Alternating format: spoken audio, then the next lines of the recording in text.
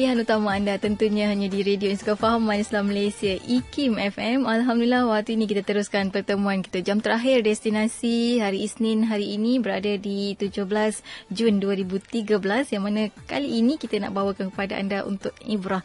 Dan bersama-sama kita di Konti IKIM FM, tamu tetap kita untuk ibrah. Saya alurkan yang kehadiran yang bahagia pada Ustaz Syarif Abdul Rahman. Assalamualaikum Ustaz. Waalaikumsalam warahmatullahi wabarakatuh. Alhamdulillah, terima kasih Ustaz sekali lagi hadir ke Konti IKIM FM. Sama-sama, alhamdulillah. Berkongsi ibrah, kisah pengajaran juga Ustaz ya, menerusi ibrah ni, yang mana kali ni kalau tak silap saya kita nak cerita tentang ibrah Nabi Musa AS. Ya, saya. Mungkin saya nak terus serahkan saja pada Ustaz sebagai permulaan mukadimah kita, dan juga bagi anda pendengar IKIM FM yang ingin hubungi kami di talian juga boleh hubungi sepanjang kita bersiaran untuk ibrah hari ini di 03-6205-1500 di Facebook IKIM.FM, dan juga melalui SMS typekan pesanan ringkas anda dengan typekan IKIM, jarakkan persoalan anda dan hantar ke 39111. Ustaz, sebagai mukadimah silakan. Terima kasih pada Puan Hayati. Assalamualaikum warahmatullahi wabarakatuh. Alhamdulillahirabbil alamin, wassalatu wassalamu ala asyrafil mursalin wa ala alihi wa sahbihi wa barik wa sallim. Subhanaka la ilma lana illa ma 'allamtana innaka antal alimul hakim. Wala haula wala quwata illa billahil aliyil azim. Sedang pendengar IKIM FM yang dirahmati Allah Subhanahu wa taala sekalian. Dalam segmen ibrah kita pada kali ini, kita akan ambil sedikit pelajaran daripada satu kisah yang dinyatakan oleh Allah Subhanahu wa taala di dalam Al-Quran dengan sangat baik. Pada minggu lepas, kalau masih kita ingat, dalam segmen ibrah kita mengambil suatu cerita perjalanan hikmah daripada perjalanan Nabi SAW dalam Isra' dan Mi'raj. Ia adalah suatu perjalanan yang sangat luar biasa, unexpected journey, suatu perjalanan yang luar biasa yang berlaku kepada Nabi kita Muhammad SAW. Nabi telah direhatkan seketika di sebalik kesibukan dakwahnya. Nabi telah dihiburkan dalam bentuk hiburan kerohanian. Dan sebenarnya peristiwa yang sama juga berlaku kepada Nabi Allah Musa alaihissalam. Nabi Musa telah direhatkan seketika oleh Allah Subhanahu wa taala dalam bentuk Nabi Musa perlu belajar seketika dengan seseorang yang lebih berilmu daripada baginda, daripada Nabi Allah Musa. Dan kalau kita baca surah Al-Kahfi daripada ayat 60 hinggalah ayat ke-82, kita akan melihat peristiwa ini dengan mendalam. Dan Nabi Allah Musa alaihissalam telah mahu bertemu dengan seorang hamba Allah yang disebut di dalam Al-Quran lebih berilmu daripada Nabi Musa. Peristiwanya terjadi kerana suatu kejadian yang berlaku antara Nabi Allah Musa dan pengikutnya Bani Israel, di mana ketika tengah ceramah tu, ketika tengah berdakwah, ketika tengah berpidato kepada Bani Israel, tiba-tiba ada satu soalan dikemukakan oleh Bani Israel. Dan kita faham-fahamlah Bani Israel ni karenahnya macam mana, suka kadang-kadang tanya soalan yang tidak ada kaitan, yang kadang-kadang membawa masalah sendiri. Antara soalan yang ditanyakan oleh Bani Israel adalah, wahai Nabi Musa, kamu telah mengajar kami tentang Taurat dan banyak perkara. Kami ingin tahu, adakah ada orang yang lebih berilmu daripada kamu? Inilah yang ditanya oleh Bani Israel yang dirakamkan di dalam hadis sahih Muslim dalam tafsirannya kepada ayat 60 hingga ayat 82 dalam surah Al-Kahfi. Maka Nabi Musa ni dia faham benar karenah Bani Israel ni, Yati. Dia sudah ada pengalaman dengan banyak soalan-soalan yang tak ada kaitan pun sebenarnya. Maka Nabi Musa terus menjawab, tak ada. Maksudnya tak ada orang lebih berilmu kecuali aku. Ni cara Nabi Musa nak terus putuskan soalan-soalan yang seterusnya mungkin tak ada kaitan. Tetapi bagi Allah Subhanahu Wa Taala, jawapan Nabi Musa ini agak kurang baik, agak tidak baik dalam konteks seorang Nabi. Dan Allah telah menegur Nabi Musa bahawasanya kamu, wahai Musa, bukanlah orang yang lebih berilmu berbanding dengan seorang hamba-Ku ini. Maka carilah hamba-Ku ini, kerana hamba-Ku ini yang disebut dalam Sahih Muslim sebagai Nabi Khadar ataupun Nabi Khidir, dia lebih berilmu daripada kamu. Dan Allah telah memberikan hint bagaimana untuk Musa belajar daripada seorang yang bernama Khidir ini, iaitu Hindi adalah kamu cari dia dalam suatu perjalanan di mana kamu akan bertemu dengan pertemuan di satu tempat yang dua laut bertemu di situ. Majma'al Bahrain. Maka di situlah kamu akan bertemu dengannya. Maka kalau kita baca sedang pendengar, cerita ini di dalam Al-Quran, dalam surah Al-Kahfi. Dan kebetulan Yati, cerita ini memang tengah-tengah Al-Quran. Memang pertemuan antara 15 juzuk dengan 15 juzuk. Masya Allah. Dia berada di tengah-tengah. Di mana kita akan saksikan Al-Quran menyebut macam mana kesungguhan Nabi Musa ni dia nak belajar. Ini satu perkara yang penting kita belajar. Kita yang ada pada hari ini sibuk dalam kerja-kerja kita pun, ada tak kita memperuntukkan masa untuk belajar, untuk mendapatkan ilmu daripada sesiapa sahaja. Dan Nabi Allah Musa telah menyatakan azamnya di dalam Al-Quran, merakamkan macam mana dia berkata, saya mesti mencari manusia ini dan saya sanggup berjalan bertahun-tahun lamanya pun. Saya sanggup berjalan berapa lama sekalipun semata-mata nak cari individu yang disebutkan sebagai lebih berilmu daripada saya. Inilah azam yang telah disebut oleh Nabi Allah Musa. La abrah hatta ablugha majma'al bahrain aw amdiya hukuba. Aku akan carinya sampailah aku jumpa. Dan ternyata dalam perjalanan ini yang panjang ini, journey yang begitu panjang ini, Nabi Khidir telah kepenatan dan berehat di suatu tempat. Dan dia mengambil satu tempat untuk berehat dengan pembantunya yang disebut sebagai Nabi Yusha' bin Nun. Mereka berehat sebentar. Dan ketika rehat inilah berlakunya suatu peristiwa yang menjadi tanda di mana mereka sedang berada di pertemuan dua laut. Ya. Di mana hadis Sahih Muslim menyatakan ikan yang dibawa sebagai bekalan oleh Nabi Musa tadi, yang dibawa daripada awal perjalanan tadi, akan hidup semula. Dia akan melompat keluar daripada bakul tu dan pergi ke dalam laut tu. Tetapi Nabi Musa dalam keadaan lena, tidak sedar, dan Yusha' bin Nun menyaksikan macam mana peristiwa ikan ini melompat pergi dengan sangat ajaib. Tetapi disebut di dalam Al-Quran, Yusha' bin Nun ini bila Nabi Musa bangkit sedar daripada lenanya, dia lupa nak bagi tahu bahawasanya ikan tu melompat. Sebenarnya bila ikan yang melompat pergi ke laut, itulah tanda di laut itulah pertemuan dua laut. Tetapi Yusha' bin Nun lupa nak bagi tahu, dan tidak ada yang melupakan saya kecuali syaitan. Itu katanya.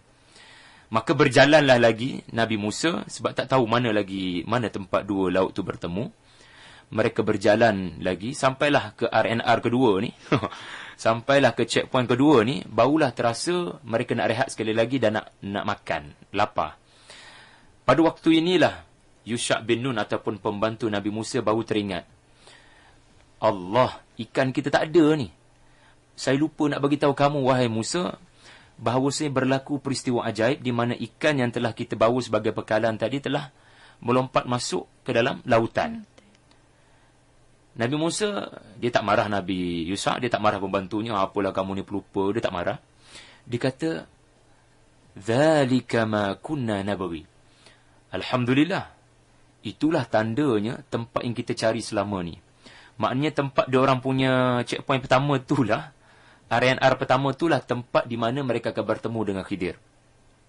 Dan bila mereka patah balik ni, mereka U-turn balik, dengan kepenatan itulah mereka dapat bertemu dengan fawajada abdan, mereka bertemu dengan Nabi Khidir. Sedang pendengar, Allah menggunakan perkataan hamba di dalam Al-Quran. Allah tidak mention Khidir. Hadis Sahih Muslim sahaja yang menyebutnya sebagai Khidir, Nabi Khidir. Kita boleh tengok ya bagaimana Allah meletakkan kehebatan seseorang ini. Hebat macam mana dia sekalipun, dia tetap hamba Allah. Dengan kehambaan dan semakin tinggi kehambaan inilah juga seseorang akan menjadi hebat dan luar biasa. Nabi bila Isra' Mi'raj, Allah menggelarkannya hanya sebagai seorang hamba. Maha suci Allah yang memperjalankan hambanya. Al-Quran tidak sebut Maha suci Allah memperjalankan Muhammad ataupun Nabi Muhammad. Demikian juga Khidir disebut sebagai hamba. Maknanya kehebatan seseorang ini terletak pada sifat kehambaannya. Dan di sinilah Nabi Musa telah menyatakan keinginannya untuk belajar. Dan dia menyatakan beberapa Kalau kita baca dengan lebih mendalam dari sudut bahasa, sidang pendengar akan menyaksikan betapa Nabi Musa ni begitu beradab. Sampai dia minta izin dulu dengan Nabi Khidir. Hal attabi'uka ala an tu'allimani. Boleh tak kamu, wahai Khidir, benarkan saya untuk mengikuti kamu? Kamu tak perlu tanggung saya apa-apa. Kamu tak perlu susah fikir pasal saya. Sekadar benarkan saya untuk mengikuti kamu. Dan untuk saya belajar apa yang Tuhan ajari kamu.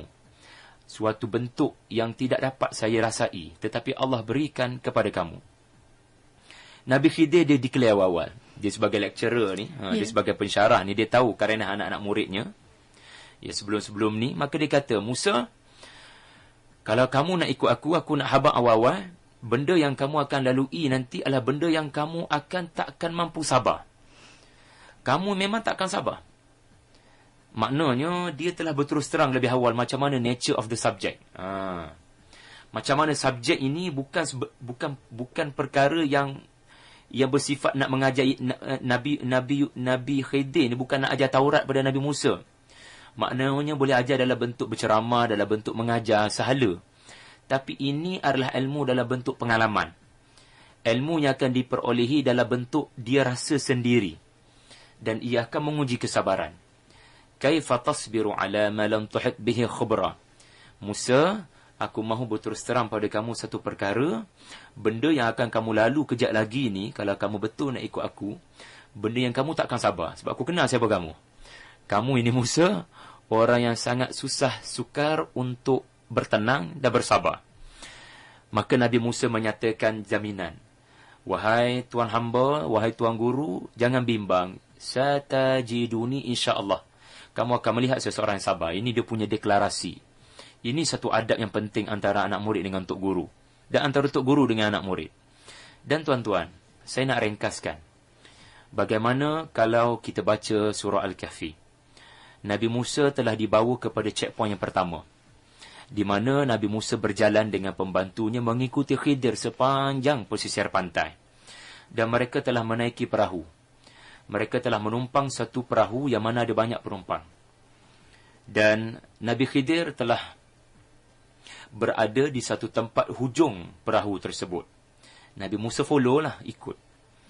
Ketika penumpang ramai di dalam perahu, Nabi Musa telah melihat Nabi Khidir sedang mencabut-cabut papan ataupun maknanya perahu itu sedang diperlakukan dengan satu perlakuan yang kurang baik. Dibocorkan. Nabi Musa tengok macam Nabi Khidir ni nak bocorkan perahu ni. Dahlah tuan perahu ni bagi naik free. Sebab dia dapat recognize, dia dapat kenal yang ni Khidir ni, manusia yang mulia ni. Dia bagi naik secara percuma, penumpang lain kena bayar. Tiba-tiba Nabi Khidir telah mencederakan, telah membocorkan perahu ni. Kalau anak-anak muda kita kata smackdown lah, membelasah kapal ataupun perahu ni. Dan situasi ni menyebabkan Nabi Musa sebagai seorang Nabi, dia tak boleh tengok kemungkaran, dia tak boleh tengok benda-benda tak baik ni. Dia terus secara spontan menyatakan, apa yang kamu lakukan ini wahai Khidir? Kerana sepatutnya kita berterima kasih kepada tuan perahu ni. Tapi apa yang kamu lakukan ini adalah suatu perkara yang sangat tidak baik, suatu yang mungkar. Maka Nabi Khidir terus kata kepada Nabi Musa, aku dah kata pada kamu, jangan tanya selagi aku tak bagi tahu. Jangan tanya soalan selagi aku tak clarify. Dan sekarang nampak sangat kau tak sabar. Pada waktu ni, Nabi Musa mula tersedar pada perjanjian daripada awal tadi. Ya Allah, maafkan saya wahai Khidir. Saya terlupa pada perjanjian saya. Maka benarkanlah saya untuk mengikuti kamu lagi. Sesungguhnya apa yang berlaku tadi adalah suatu keuzuran. Saya mohon maaf. Datanglah kepada checkpoint kedua. Mereka teruskan fantalaqa, mereka berjalan lagi dan mereka mendarat di satu tempat. Bila mendarat ini, Nabi Musa dan Nabi Khidir berjalan dan nampak ada satu orang budak. Satu orang kanak-kanak. Ia sedang bermain dengan kanak-kanak yang lain. Nabi Khidir datang pada dia, panggil dia kepada Nabi Khidir. Nabi Khidir pegang kepalanya dan faqtuluh. Laqiya gulaman faqatalah. Jumpa seorang budak dan terus bunuh. Dan ini terlalu ekstrim bagi Nabi Musa. Kalau tadi dia soal terlupa pada perjanjian. Tapi yang ni memang bukan soal lupa, ni soal prinsip sebagai seorang Nabi. Ini bukan kes sepak terajang perahu. Ini bunuh budak ni, nyawa ni. Maka bila perkara itu dilakukan oleh Khidir, dalam keadaan kanak-kanak tadi tak buat apa-apa pun yang kurang baik kepada Khidir, mak ayah kepada kanak-kanak ini pun tak buat apa-apa yang kurang baik pun, maka Nabi Musa secara di luar kawalan telah menyatakan, wahai Khidir, kamu melakukan maksiat besar di sisi Tuhan. Kamu membunuh anak yang tak buat apa-apa kecederaan dan tak buat apa-apa kemungkaran pun pada kamu. Pada waktu itu Khidir pun terus bagi tahu Musa, sudah banyak kali aku beritahu kamu, kamu memang tak akan sabar. Dan Nabi Musa mengakui dia memang tak dapat kawal benda tu, dan dia menyatakan, beginilah wahai Khidir, kalau next checkpoint aku tanya soalan lagi, fala tusahibni, maka macam ni, kau jangan benarkan aku ikut kamu lagi. Maknanya Nabi Musa renew balik perjanjian tu, benarkan saya untuk ikut kamu sekali je lagi. Yang mana kalau saya tanya soalan lagi satu checkpoint ni, maka kamu jangan benarkan saya ikut kamu. Nabi Musa tak kata la usahibuka, tapi Nabi Musa kata la tusahibni. Dia beza tu Yati sedang pendengar. Maknanya kalau aku tanya soalan lagi, maknanya kamu tak clarify aku dah tanya soalan. Kalau aku nak ikut juga, kamu jangan benarkan. Sebab aku memang nak ikut kamu. Tetapi Nabi Musa dia tak ungkapkan dalam bentuk ungkapan, saya tak akan ikut kamu lagi. Sebab dia memang nak ikut. Maka kenyataan yang disebut di dalam Al-Quran adalah, fala tusahibni, maka jangan benarkan saya mengikuti kamu. Sebab saya memang nak ikut kamu, tapi kerana ini adalah suatu proses pembelajaran, saya mesti diberikan hukuman, maka jangan benarkan saya. Dan di checkpoint terakhir inilah mereka berjalan, dan sesuatu yang di luar daripada dugaan Nabi Musa berlaku. Mungkin Nabi Musa menjangkakan sesuatu yang lebih ekstrim. Mungkin membabitkan pembunuhan ramai-ramai ke, sebab tadi seorang individu. Tetapi apa yang berlaku di luar daripada dugaan. Mereka sampai di satu tempat, satu kawasan, dan mereka sudah terlalu lapar, ikan pun dah tak ada. Mereka istata'ama, mereka nak minta bantuan makanan. Penduduk di negeri itu 3-4 orang yang diminta bantuan, tak ada seorang pun bagi bantuan makanan, Yati. Tak ada seorang pun bagi. Orang kata tak hidup masin, kedekut sungguh. Tetapi dalam keadaan lapar, penat, letih dan orang tak bagi makanan, Nabi Khidir lalu dekat satu buah rumah. Dan rumah ini dindingnya macam nak roboh. Nabi Khidir telah membanting ataupun mengeluarkan keringat yang begitu banyak. Nabi Musa nampak dia memperbetulkan dinding tu sampai ke tahap dinding tu kembali menutup apa yang ada di dalam rumah itu. Orang tak nampak apa dalam rumah tu bila dinding tu sudah dibaiki. Nabi Musa pelik. Kita ni Khidir ada kat tempat negara-negeri yang orang tak nak bagi makan kat kita. Tiba-tiba kamu bantu satu rumah yang mana penduduknya tak bagi makanan pada kita. Alangkah baiknya kalau kamu ambil upah nak baiki rumah ni, at least mereka bagi makanan dekat kita. Itu jawapan ataupun soalan yang sekali lagi di luar kawalan Nabi Musa. Dia punya emosi dia tu. Maka Nabi Khidir kata, ya Musa, hada firaku baini wa bainak. Setakat ni je lah kita punya perjalanan. Kalau aku bawa kamu berjalan lagi, makin banyak soalan akan ditanya. Cukup setakat ni. Dan aku akan clarify pada kamu apa sebenarnya yang berlaku di belakang tabir 3 perkara yang terjadi tadi. Dalam Sahih Muslim, sidang pendengar, Rasulullah sallallahu alaihi wasallam mentafsirkan ayat dalam surah Al-Kahfi ini, dan dia menyebut di hujungnya, kalaulah Musa ni sabar sikit, banyak checkpoint lagi akan menyusul. Dah banyak lagi benda kita akan belajar. Tetapi Allah mempunyai 1001 hikmah. Musa hanya bertahan sampai 3 checkpoint. Dan Nabi Khidir memperjelaskan di dalam Al-Quran. Nabi Khidir menyatakan, apa yang aku buat tadi itu, daripada terajam perahu, bunuh budak dan membantu rumah, semua ni bukan aku buat ikut kepala aku. Aku buat kerana ada wahyu daripada Tuhan. Yang ni disebut di dalam surah Al-Kahfi sebagai ilmu ladunni, ilmu wahyu datang direct daripada Allah. Aku telah mencedera, membocorkan perahu sebab aku tahu di hadapan sana akan ada seorang raja yang akan merampas perahu-perahu rakyatnya yang sempurna. Kalau perahu tu sudah tercedera, sudah dibocorkan, sudah dirosakkan, orang kata layak masuk reject shop, raja ni tak ambil. Maka sebenarnya Musa, aku menyelamatkan tuan perahu tadi. Ini cara aku berterima kasih pada dia. Sebab kalau perahu tu sempurna, dibiarkan sempurna, aku tak cederakan, raja zalim tu akan ambil perahu. Tengok, nombor 1. Musa dah terkejut. Betul juga kan? Dan kita pun kalau guna logik, betul lah tindakan Khidir tu. Sebab kalau perahu tu sempurna, raja yang akan menunggu kejap lagi tu akan merampas perahu tu. Musa tak tahu benda ni. Nabi Musa tak tahu ada raja zalim akan merampas. Sebab Nabi Musa, dia hanya berdasarkan akal fikirannya. Dan situasi ketika tu. Nabi Khidir, dia diberikan ilmu yang Nabi Musa tak dapat. Iaitu apa akan berlaku di hadapan nanti. Demikian juga apa yang berlaku kepada budak tadi. Budak tadi telah dibunuh dan Nabi Khidir menyatakan, Musa, kamu tak tahu apa yang akan berlaku di masa depan. Tapi Allah memberitahu saya bahawasanya kanak-kanak ini akan membawa kekufuran kepada ibu dan ayahnya. Tughyanan wa kufra. Dan kekufuran ini tidak boleh kita kompromi. Maka Allah akan menggantikan anak soleh selepas anak kecil ini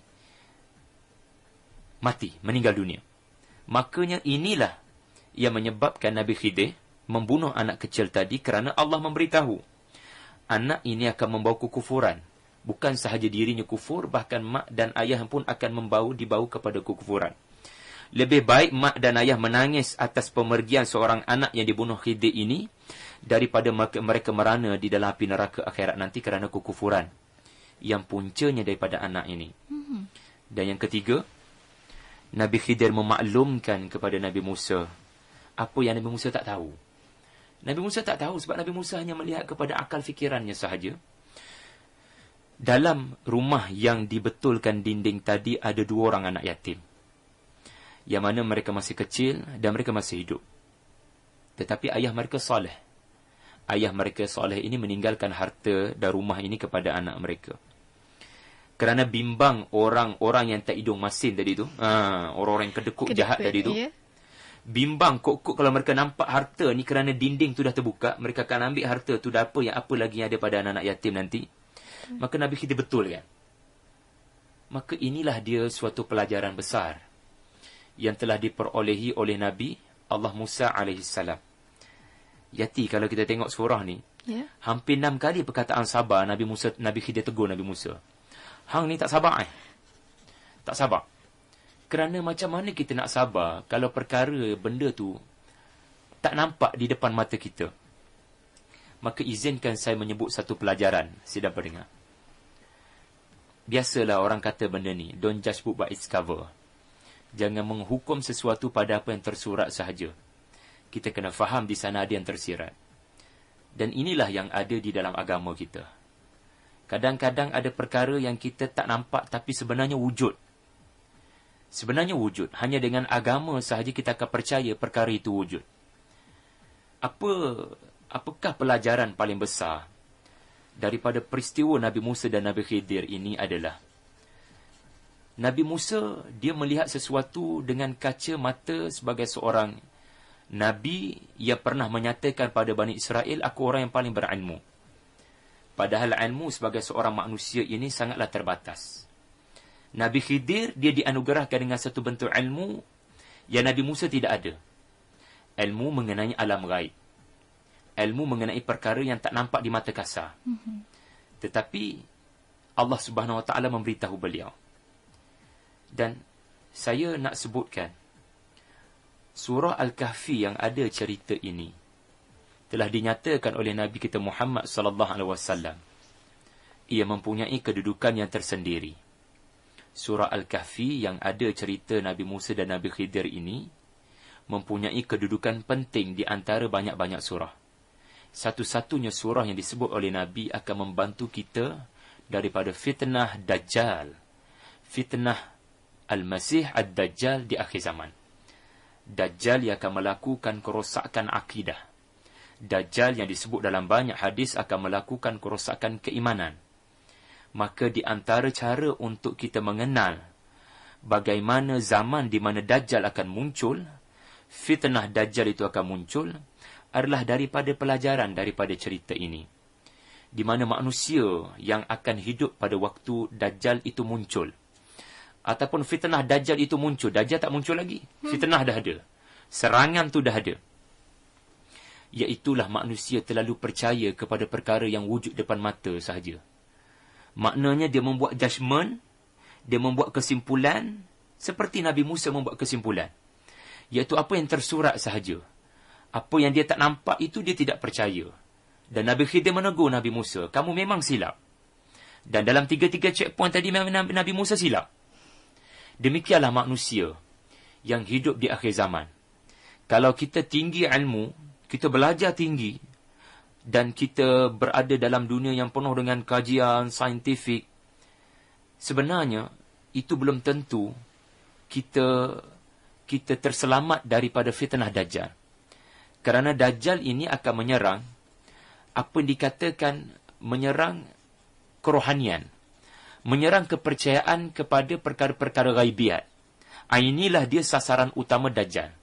Dia akan menyerang kepercayaan kita kepada perkara-perkara gaib. Perkara-perkara kita tak nampak. Pahala, dosa, Allah, hari akhirat.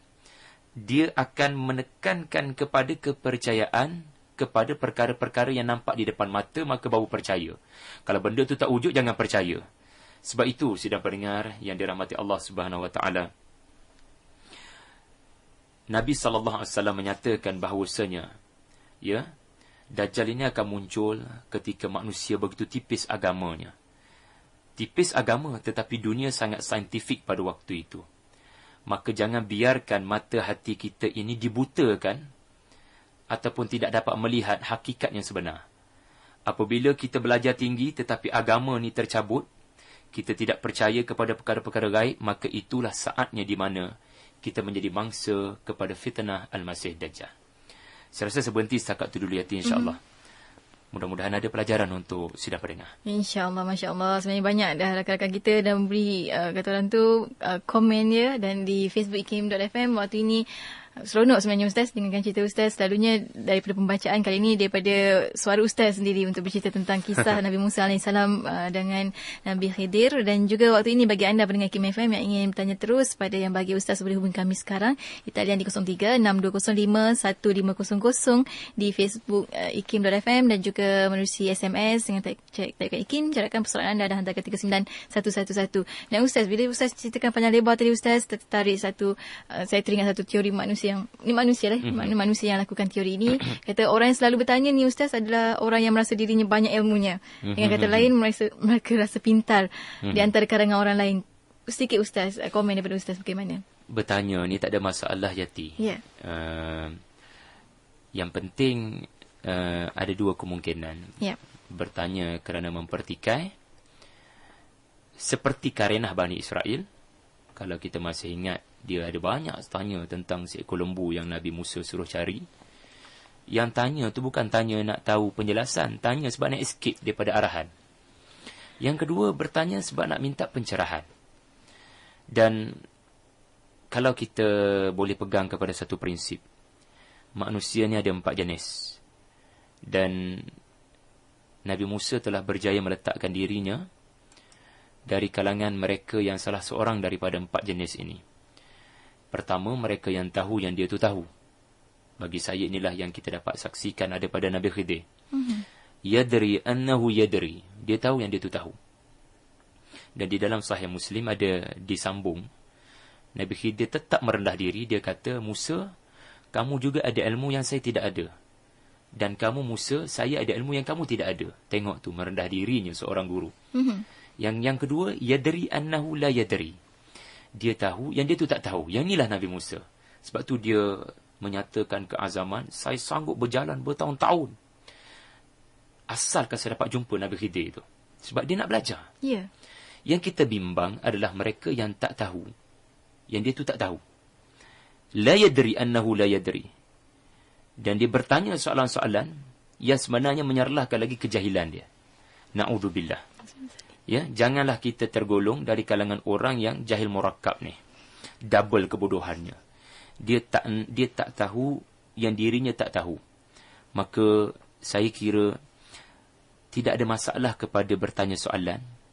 Yang penting gaya soalan itu ditanya akan menunjukkan niat di hati itu sebenarnya apa. InsyaAllah. Ya, insyaAllah. Dan daripada Epidin di Facebook waktu ni Ustaz dia kata, betulkah elok baca surah Al-Kahfi pada hari Jumaat? Boleh Ustaz beritahu tempoh masa hari Jumaat? Itu lama ya, kata bila masa tertentu yang katakan elok untuk baca surah Al-Kahfi ni, sebab agak panjang untuk dihabiskan dalam satu masa tertentu. Ya. Sebenarnya kalau kita membaca hadis sahih Nabi sallallahu alaihi wasallam, Nabi tidak membebankan kita dengan keseluruhan surah Al-Kahfi. Nabi menyatakan man hafiza awwalu min asharati ayat min awwali surah Al-Kahfi hafizahu min fitnatil masih ad-dajjal. Barang siapa menghafal 10 ayat pertama daripada surah Al-Kahfi, Allah akan memeliharanya daripada suatu musibah yang sangat dahsyat, iaitulah fitnah Dajjal. 10 je sebenarnya. Dan ada hadis lain menyatakan 10 ayat yang terakhir. Bagi saya, kalau kita tak mampu baca satu surah, kita bacalah 10 ayat. Alangkah baik kalau boleh hafal, supaya dia jadi piagam prinsip hidup kita. Dan tidak dispesifikkan bila nak baca hari Jumaat tu. Bagi saya, bacalah pada malam Jumaat, bacalah pada hari Jumaat, yang penting hari Jumaat. Sebab itu adalah hari-hari yang disebut sebagai penghulu segala hari. Betul. Maka kita merayakan dalam bentuk kita membina benteng dalam diri kita. Dan insya-Allah saya dapat dengar, kalau betul kita nak membaca bagaimana Dajjal ini menipu kita, maka tidak cukup dengan menghafal. Kita kena memahami. Hafal dan faham ni beza. Maka kita kena tadabbur. Ya, saya sendiri membaca apa yang disebut oleh para ulama seperti Said Qutub, seperti Abu Hasan Ali An-Nadwi, di mana mereka ini merumuskan surah Al-Kahfi ini mempunyai 5 cerita, tetapi ceritanya banyak. Ibrahnya satu je. 5 cerita banyak, tapi ibrahnya satu. Jangan lupa je, bila kita sebut ibrah, benda tu akan berulang. Benda tu akan berulang. Ini bukan cerita Musa dan Khidir. Ini cerita kita. Sebab itu kena melihat dengan kaca sudut mata yang betul. Maknanya, para ulama menyebut, ini adalah pertembungan antara kepercayaan, faith, dengan dunia materialistik. Itulah dunia Dajjal. Dunia materialistik. Di mana sains teknologi menjadi suatu kemuncak hebat. Penemuan-penemuan teknologi akan menjadi hebat. Sebab itu Dajjal dikatakan datang bawa sungai, dia tunjuk api. Api dia tunjuk sungai. Orang sampai tertipu. Padahal api itulah sungai. Yang sungai itulah api. Yang mana syurga, yang mana neraka, orang akan keliru. Yeah. Dajjal dia takkan bagi tahu mana maksiat, mana yang dosa. Dajjal dia akan mengelirukan. Dia ni membawa asap, sebab tu namanya Dajjal. Dia membawa kekeliruan, jerbu, sampai orang jadi keliru. Sampai orang rasa, yalah, kenapa nak puasa sunat? Sebab tak ada kebaikan pun kan. Itu bukan satu statement yang boleh dipandang remeh tu. Sebab orang-orang macam ni, dunia materialistik, mereka hanya percaya kepada perkara-perkara yang dibuktikan secara saintifik. Perkara yang tak ditemui secara saintifik, you don't believe it. Jangan percaya. Hati-hati tuan-tuan kepada anak-anak kita yang membesar dalam dunia pendidikan pada hari ini. Jangan lupa perkara paling penting adalah mata hatinya mesti diberikan cahaya Al-Quran, cahaya agama. Kalau tidak, kita terkena serangan Al-Masih Ad-Dajjal. Na'udzubillah. Dan waktu ini kita nak raikan rakan kita di talian daripada Banting, Encik Zaidi. Waktu ini silakan Encik Zaidi. Soalan dia, doktor, macam diceritakan tadi kisah Nabi Musa dan Nabi Khidir. Ya, saya. Ada hikmah ataupun pelajaran yang tersembunyi dapat kita ambil iktibar daripada kisah tu. Bagaimana pula nak kita menyatakan ataupun nak kita menceritakan secara logiknya dengan apa yang dilakukan oleh Nabi Khidir tadi, rahsia-rahsia ataupun hikmah yang tersembunyi itu di mata syariat. Maksudnya dari sudut syariat, apa yang dilakukan oleh Nabi Khidir tadi itu adalah bertentangan. Tapi bagaimana caranya kita hendak memberi kefahaman kepada masyarakat ataupun kepada generasi-generasi akan datang bahawa perkara itu benar-benar adalah satu ilmu daripada sisi Allah kepada Nabi Khidir. Itu saja soalan saya. Wallahu a'lam. Assalamualaikum. Waalaikumsalam warahmatullahi wabarakatuh. Menguji keimanan ni Ustaz. Soalan yang sangat baik daripada kita punya penanya tadi. Encik Zaidi. Kita faham ya cerita ini berlaku pada zaman Taurat. Pada zaman Nabi Musa, dia tidak berlaku dalam zaman syariat Nabi kita Muhammad sallallahu alaihi wasallam. Dan kalau tidak melihat kepada syariat agama pun, ada beberapa tindakan yang kita rasa orang yang tidak beragama pun akan protes, akan mempertikai. Kita perlu faham ya satu perkara yang telah dideklarasikan lebih awal. Di awal-awal ayat cerita ini, iaitu apa yang akan berlaku ini adalah suatu bentuk guided, dibimbing oleh Allah. Maknanya tindakan Khidir bukan misguided. Tindakan Khidir ini adalah suatu bentuk bimbingan langsung daripada Allah. Maknanya kita tak boleh nak lihat Nabi Khidir membuat sesuatu perkara itu bertentangan dengan syariat. Tidak, kita boleh kata macam tu. Ia mungkin bertentangan dari sudut syariat, tetapi kita perlu faham, ia tidak bertentangan dengan apa yang Allah Subhanahu Wa Taala sendiri, pembuat syariat itu telah membimbing Nabi Khidir. Dan di hujung cerita ini juga Nabi Khidir telah clarify sekali lagi, wa ma fa'altuhu an amri. Aku tidak melakukan ikut aku buat, ikut aku suka. Sebab kalau ikut logik, aku tak boleh cederakan perahu tadi. Kalau ikut logik, aku takkan bunuh anak tadi. Tetapi kerana Allah Subhanahu Wa Taala membimbing Nabi Khidir, yang mana peristiwa ini akan membimbing Nabi Musa untuk melihat satu perkara dalam sudut mata yang lebih besar, iaitu di sana ada perkara-perkara yang tak mampu difikirkan logiknya. Ada perkara-perkara yang di luar daripada batasan logik manusia. Kita tak boleh nak fikir rasionalnya. Kalau kita fikirkan, kenapa dua rakaat subuh, 4 rakaat zuhur, 4 rakaat isyak. Ada orang kaji secara saintifik. Tetapi kita kadang-kadang benda-benda saintifiknya boleh berubah mengikut teknologi yang ada dan boleh berubah pada penemuan-penemuan akan datang. Maka jangan kita beriman kerana logik. Kita kena beriman kepada wahyu itu datang daripada Allah. Dan Allah tidak akan memberikan sesuatu perkara yang tidak baik untuk kita. Maka sebab itu, apabila kita lihat isu ini, ia adalah kisah yang berlaku kepada kedua-dua orang Nabi yang diguide, yang dibimbing oleh Allah Subhanahu Wa Taala. Tidak ada isu di mana salah seorang bertindak di luar daripada bimbingan Allah Subhanahu Wa Taala. Mungkin itu jawapan asas yang saya boleh berikanlah pada tuan kita yang bertanya tadi. Masya Allah. Seronok sebenarnya Ustaz. Daripada Durbawida juga kata sebelum ni, hanya dengan cerita ni dia terjemah Al-Quran. Tambah seronok lagi bila Ustaz ceritakan dan juga semakin faham, Alhamdulillah. Dan juga Ustaz, disebabkan masa juga agak terbatas untuk kita bercerita dengan lebih lanjut lagi, mungkin sedikit kesimpulan untuk tajuk kita hari ini berkenaan ibrah kisah Nabi Musa AS ini Ustaz. Alhamdulillah, bagi saya kita dapat simpulkan kisah ini. Kita kena lihat kisah ini dari sudut apa yang Nabi telah sarankan, iaitu ini adalah kisah yang akan memberikan pelajaran kepada kita untuk memahami bagaimana membentengi diri daripada Dajjal. Dan apa yang kita belajar tadi, kadang-kadang ada kesilapan berlaku apabila kita hanya menilai sesuatu berdasarkan pengetahuan kita yang terbatas ini. Itulah kesilapan Nabi Musa dalam 3 laluan tadi. Maka kita yang berada di akhir zaman, kita perlu memahami, kalaulah kita melihat dunia ini dengan batas pengetahuan yang kita ada, kita melihat dunia ini dengan perjalanan sains teknologi sahaja, maka kita akan silap, kita akan melakukan kesilapan. Maka moral yang lebih besar saya kira kita kena ambil. Kita memerlukan agama. Kita memerlukan ilmu-ilmu daripada langit. Dan ilmu itu sudah ada kepada kita. Bukan Taurat tetapi Al-Quran. Maka seimbangkanlah di sebalik kita berilmu tinggi mengenai sains, mengenai apa-apa sahaja akademik ini, dengan agama, dengan salat, dengan kerohanian yang dibimbing di dalam Al-Quran dan apa yang telah Nabi katakan. Kalau tidak, bimbang kita lihat dunia dengan satu mata. Iaitu mata zahir sahaja, mata saintifik sahaja. Tetapi mata batin, mata hati kita buta. Na'udzubillah. Na'udzubillah misali. Alhamdulillah. Terima kasih Ustaz untuk perkongsian pada minggu ini. Sesungguhnya kita perlu untuk layari kehidupan kita dengan sabar ya Ustaz ya. Sabar, daripada apa yang kita pelajari daripada ibrah Nabi Musa AS. InsyaAllah minggu hadapan kita akan bersama lagi Ustaz ya dengan ibrah yang lain. InsyaAllah. Apa pun terima kasih sekali lagi Ustaz. Assalamualaikum. Waalaikumsalam warahmatullahi